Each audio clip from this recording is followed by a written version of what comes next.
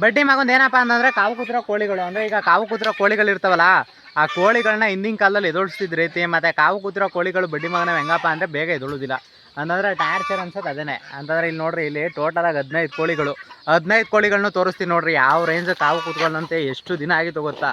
ನಾವು ಅವಾಗಿಂದ ಎದೋಳಿಸ್ಬೇಕು ಅಂತಲೇ ಕಾಯ್ತೀವಿ. ಬಟ್ ಆದರೆ ಏನು ಮಾಡೋಕ್ಕಾಗುತ್ತೆ, ತಿಂಗಳಿಗೆ ಒಂದು 30-40 ಕೋಳಿಗಳು ಈ ಥರ ಕಾವು ಬಂದುಬಿಡ್ತವೆ.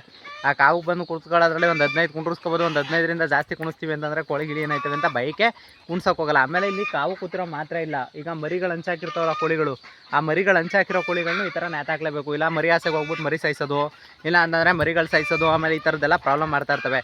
ಅದಕ್ಕೋಸ್ಕರ ಮಾಡುವಂಥದ್ದು ಹಿಂಗೆ ಇದು ಕಾಲು ಕಟ್ಬಿಟ್ಟು ನೇತಾಕೋದು. ಆಮೇಲೆ ಮೂಗಿಗೆ ಕಡ್ಡಿ ಸುಗ್ಸೋದು, ಈ ಥರದ್ದೆಲ್ಲ ಹಳ್ಳಿಗಳ ಕಡೆ ಮಾಡ್ತಿದ್ರು. ಬಟ್ ಇವಾಗ ಮಾಡಲ್ಲ. ಯಾಕಂತಂದರೆ ಆ ಮೂಗೆ ಕಡ್ಡಿ ಚುಚ್ಚೋದು ಈ ಥರದ್ದೆಲ್ಲ ಮಾಡೋಕೆ ಹೋದರೆ ಇನ್ಫೆಕ್ಷನ್ ಆಗುತ್ತೆ ಅಂದ್ಬಿಟ್ಟು ಮಾಡಲ್ಲ.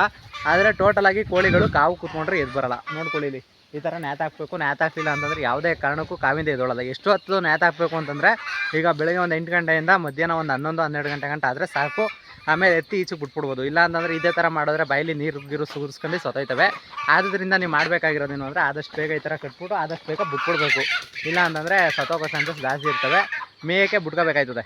ಇಲ್ಲ ಅಂತಂದರೆ ಸತ್ತೋಗೋ ಚಾನ್ಸಸ್ ಜಾಸ್ತಿ ಇರ್ತವೆ. ಒಂದೊಂದು ಕೋಳಿ ನೇತಾಕ್ತಾರೆ. ನಾವು ಜಾಸ್ತಿ 3 ಕೋಳಿ ಅಂದರೆ ಒಂದೊಂದೇ ಕೋಳಿ ಹಾಕಿದ್ರೆ ಎಲ್ಲಿ ಕಟ್ಟಾಕದ ಏಕ ಕಟ್ಟಾಕೈತೆ. ಅದಕ್ಕೆ ನಾವೇನು ಮಾಡ್ತೇವೆ ಅಂದರೆ 3 ಕೋಳಿ ಈ ಥರ ಕಟ್ಟಾಕ್ಬಿಡೋದು ಅಷ್ಟೇ. ಈ ಥರದಲ್ಲಂತೆ ಈಜಿ ಸುಲಭ ವಿಧಾನ ನಿಮ್ಮ ಹತ್ರ ಏನಾರು ಇತ್ತು ಅಂದರೆ ಕಾಮೆಂಟ್ ಮಾಡಿ.